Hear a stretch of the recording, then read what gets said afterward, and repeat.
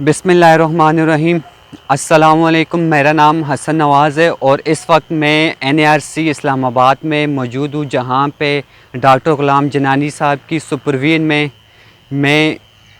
मैं लौकी की रिसर्च पे काम कर रहा हूँ। और आज हम आपको इसी लौकी के बारे में बताएंगे कि जो लौकी की रवायती काश्त होती है, ट्रेडिशनल सोइंग जो होती है, वो मार्च में आम तौर पे किसान करते हैं, हमारे फार्मर करते हैं।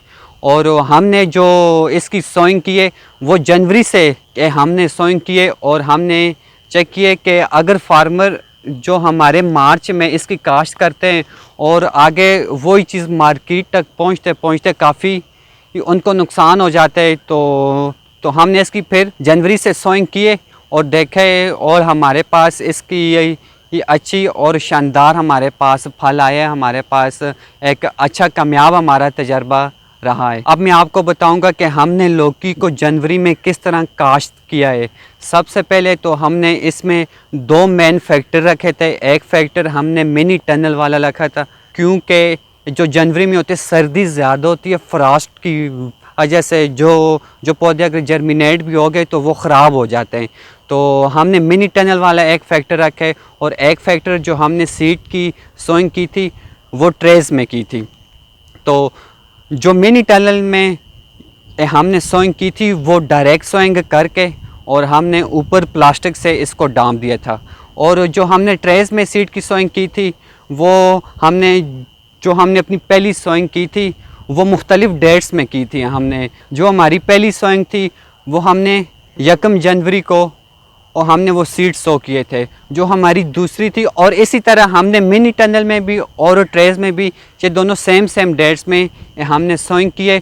और दूसरी सोइंग जो हमने की थी वो 10 जनवरी को, और तीसरी सोइंग हमने 20 को, और चौथी जो सोइंग थी वो 20 को, और चौथी सोइंग जो की थी वो 30 जनवरी को की थी। हमने 4 मुख्तलिफ डेट्स में इसकी सोइंग की थी। उसकी जर्मिनेशन का भी जो टाइम था वो भी मुख्तलिफ था। जो हमने 1 जनवरी को सोइंग की थी, जो उसकी जर्मिनेशन हुई थी उन सीड से वो 15 डेज़ से 15 दिन बाद जर्मिनेशन हुई थी।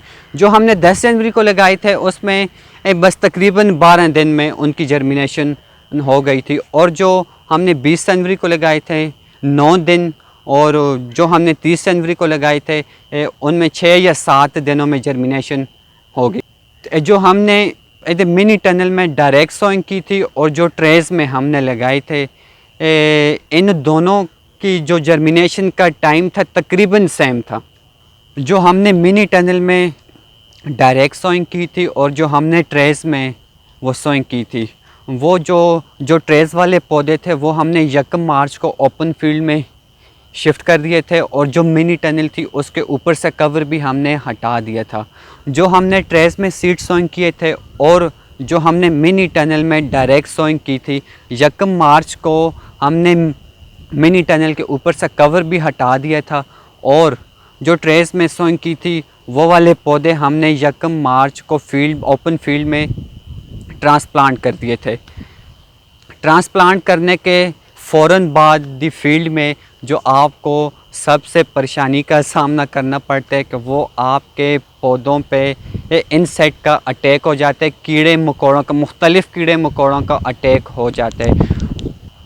जो इंसेक्ट का अटैक हो जाते हैं आपके पौधों पे, उनके तहफ़्फ़ुज़ के लिए आप मुख्तलिफ़ इंसेक्टिसाइड का इस्तेमाल करके अपने पौधों का बचाव कर सकते हैं। अब हम बात करते हैं फ्लावरिंग की। जिस तरह हमने मुख्तलिफ़ डेट्स में सोइंग की थी, इसी तरह मुख्तलिफ़ डेट्स में फूलों का आना भी शुरू हो गया था। तकरीबन 20 से 25 दिनों में फूलों का आना शुरू हो गया था। इसके साथ आपको एक और बात भी बताता चलूँ कि हमने इधर 1 मार्च को जब हमने वो पौधे ट्रांसप्लांट किए थे, उसी के साथ हमने 1 मार्च को हमने ट्रेडिशनल सोइंग भी की थी, रवायती काश्त भी हमने सीड की थी, जो कि अभी तक उसके फूल नहीं आ सके। उसके फ्लावरिंग स्टेज के 20 दिनों बाद हमने फ्रूट पिक करना भी शुरू कर दिया है, और जो हमारे पास रवायती काश्त है उसके अभी तक फूल भी नहीं आ सके उन पौधों पे। फ्रूट पिकिंग के बाद जो हमने ये लौकी का साइज़ देखें, वो भी बहुत अच्छा साइज़ है। और जो इसका वेट था, जो इसका वज़न के लिहाज से भी वो भी बहुत अच्छा है। और जो इसका जो जायका था वो भी शानदार था। अगर आप भी लौकी की काश्त करना चाहते हैं तो ज़मीन की अच्छी से तैयारी करें। उसके बाद आप लौकी को काश्त करें। और मैं आपको पानी के हवाले से बताता चलूँ कि 2 से 3 दिन के वक्फे के बाद आप मतवातर पानी भी दें। और एक बात का खास ख्याल रखें कि हिस्ब ज़रूरत पानी दें। मौसमी हालात को देखते हुए आप 2 से 3 दिन के वक्फे से पानी दें, जिससे आप लौकी की बेहतरीन पैदावार हासिल कर सकते हैं